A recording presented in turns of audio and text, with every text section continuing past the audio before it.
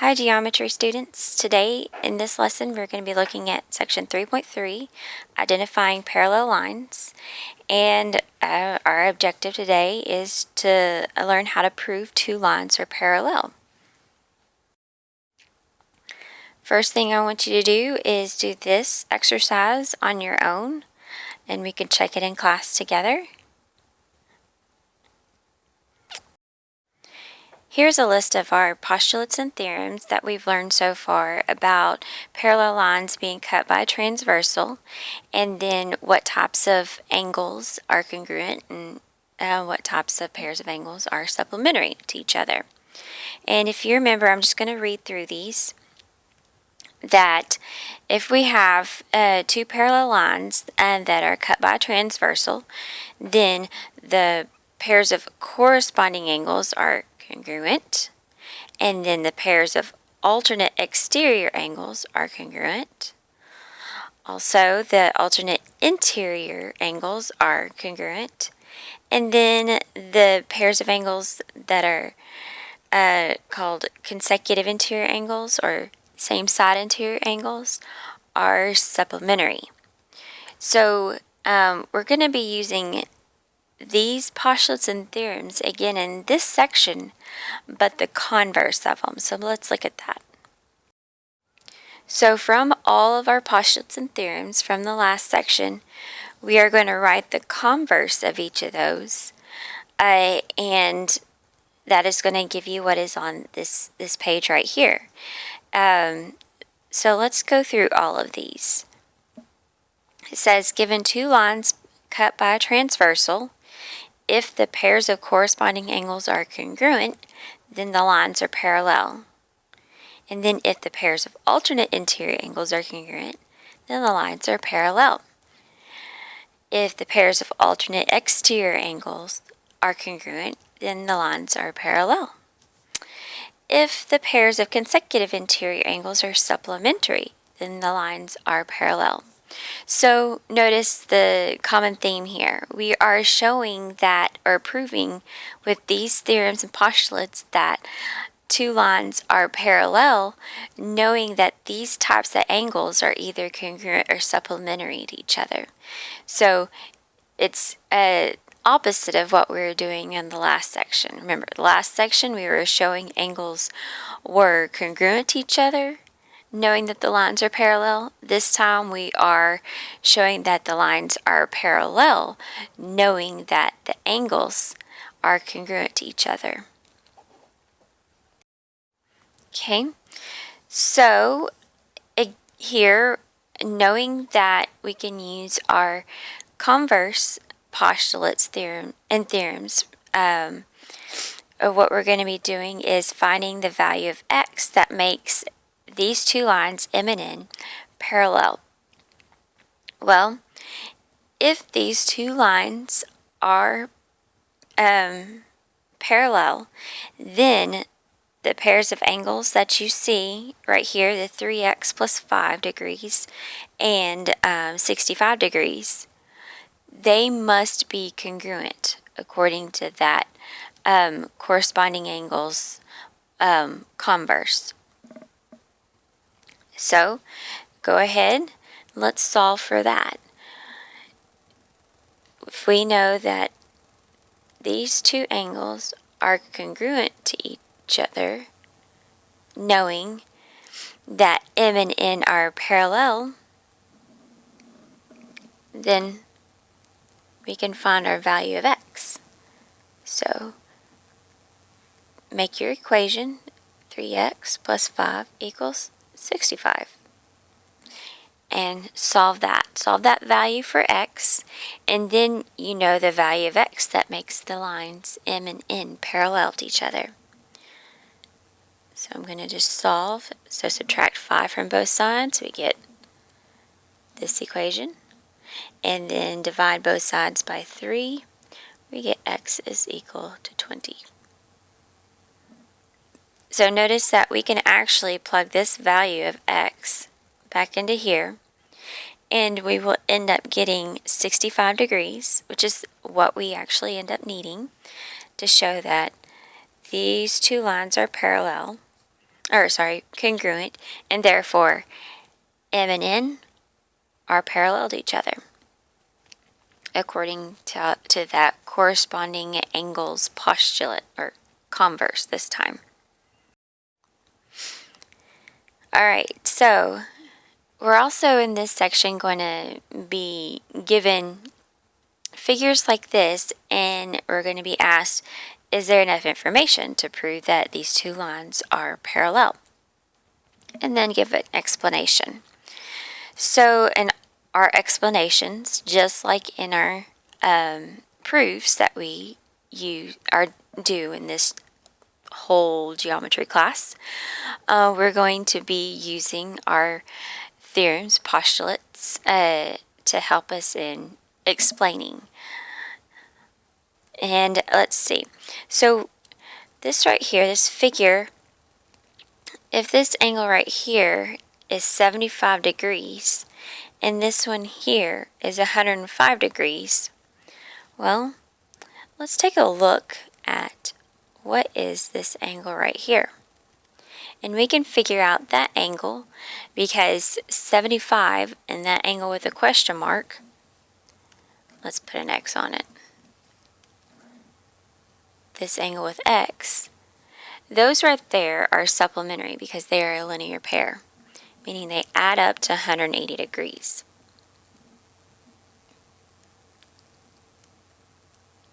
So this right here must equal 180 degrees. And X right here, if we solve for it, we would see that X is equal to 105. Well, this is a good thing in order to show that M and N are parallel, because if this angle that's X is equal to 105, and this angle right here is 105 degrees, well, those two angles are congruent. And if corresponding angles are congruent, then M and N are parallel. So we can say M is parallel to N by the corresponding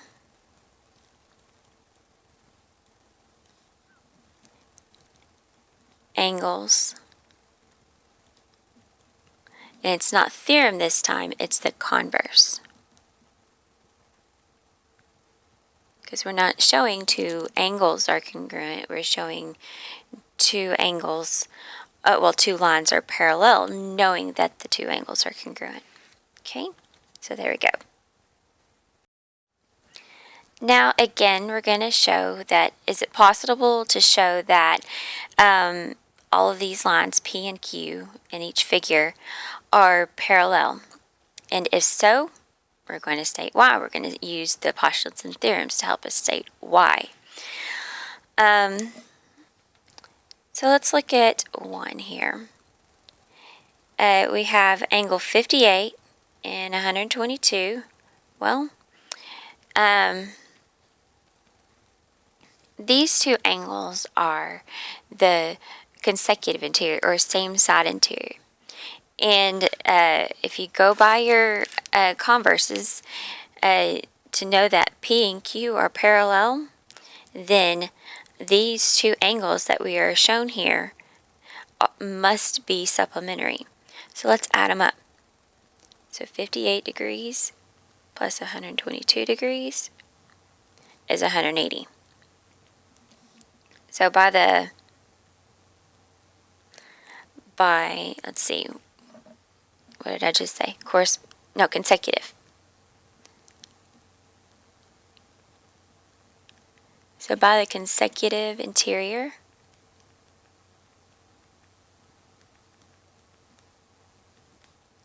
angles converse, we know that let's see, by consecutive interior angles converse, P is parallel to Q. And there we go.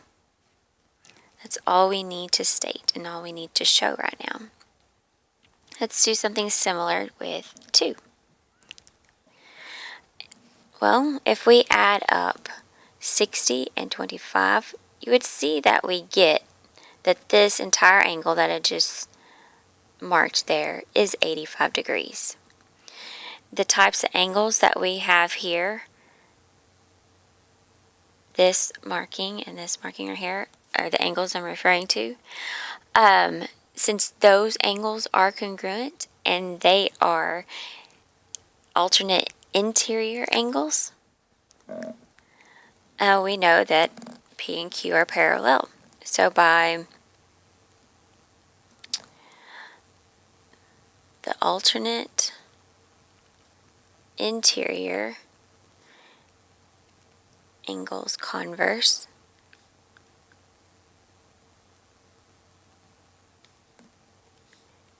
P and Q are parallel.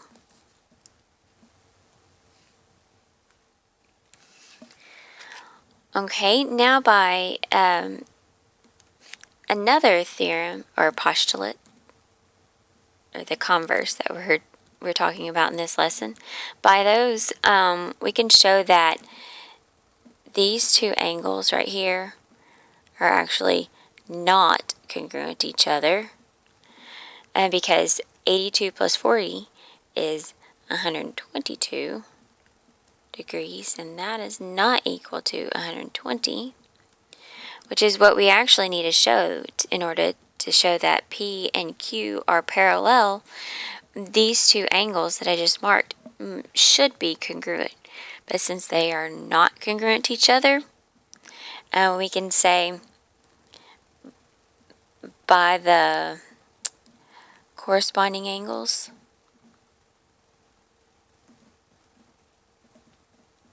abbreviate that, corresponding angles converse,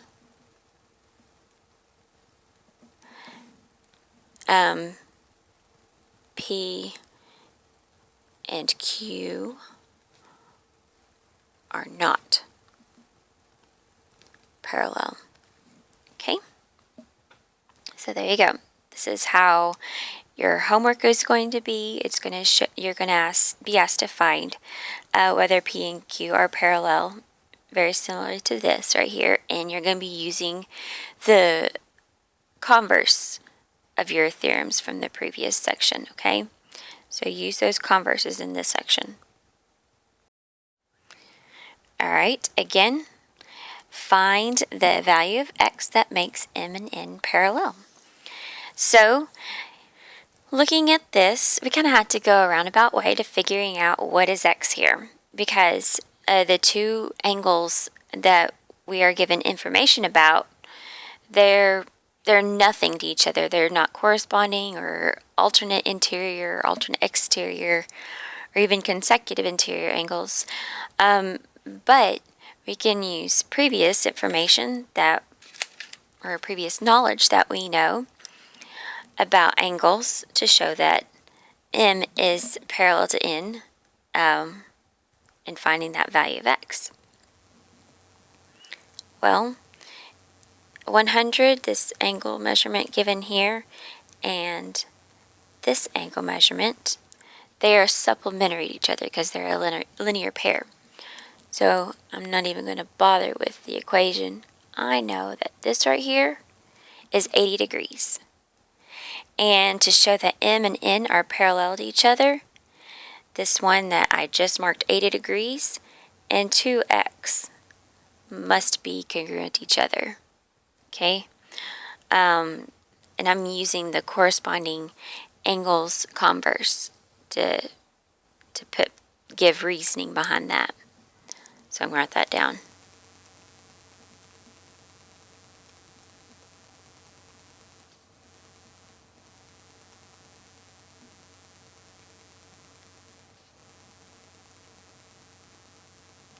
So by using this converse, we can write this equation that 80 is equal to 2x, and the value that makes the m n parallel to each other is 40. Okay, So we're done there. Again, we're asked to find the value of x that makes m and n parallel. So these angles are actually something to each other, the ones that are marked here, the 110 degrees and x plus 1 degrees. These are corresponding angles. So by the corresponding angles converse, we can create this equation to solve for x. So corresponding angles, they must be congruent to each other. So set the angles equal to each other and solve for x.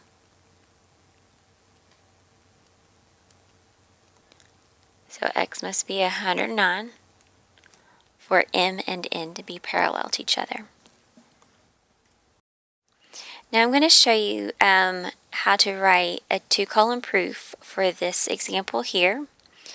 And then the next few examples that I have are also proofs, but we're going to do those together in class. So I'm going to show you each of the slides up, and I want you to write them down and be prepared for what we're going to do in class in proving those examples. But here we have, this example tells us that given these two lines, G and H, are parallel, and knowing that 1 and 2 are congruent to each other, then we should be able to show that P and R are also parallel to each other. So let's get to that proof. We're going to use two-column proof. So I need my statements.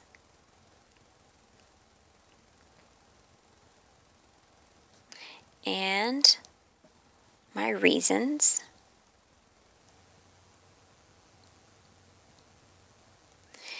And for my first statement, it's just going to be my given information. So G is parallel to H.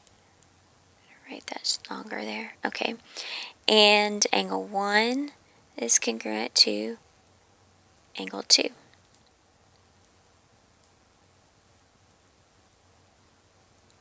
All right. Now, from a previous lesson, if we know that G and H are parallel, if we know these two lines are parallel to each other, then we can also figure out that 1 and 3 are congruent to each other by the corresponding angles postulate. So go ahead and write that 1 and angle 3 are congruent, and the reason is because of the corresponding angles postulate.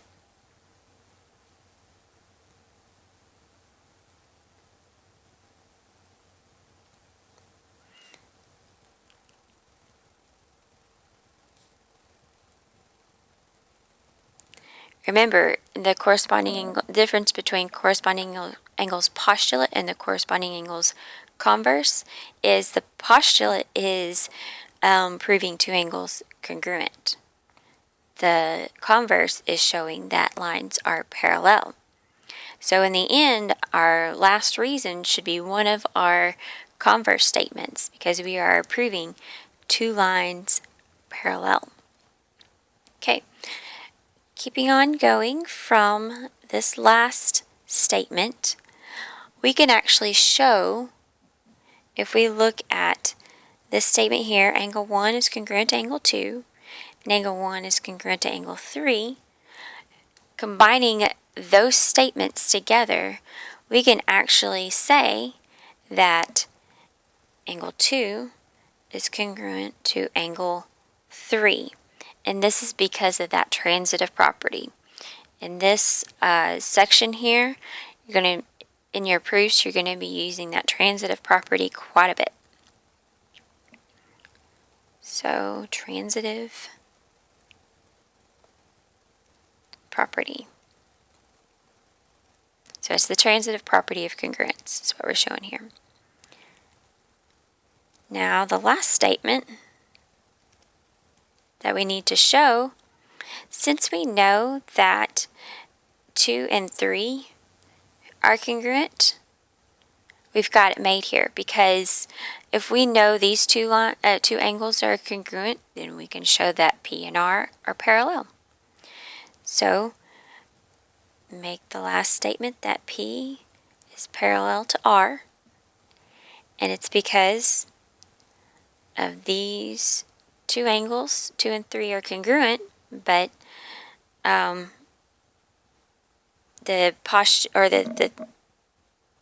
theorem or converse that shows that this is that P and R parallel to each other, knowing that these angles are congruent, is the corresponding angles converse.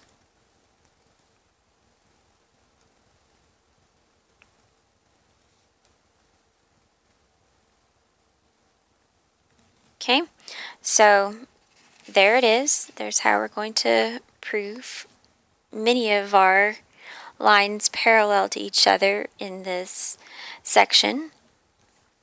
And like I said, I'm going to show you the next few slides. You copy them down, and we'll go over all of these proofs in class together.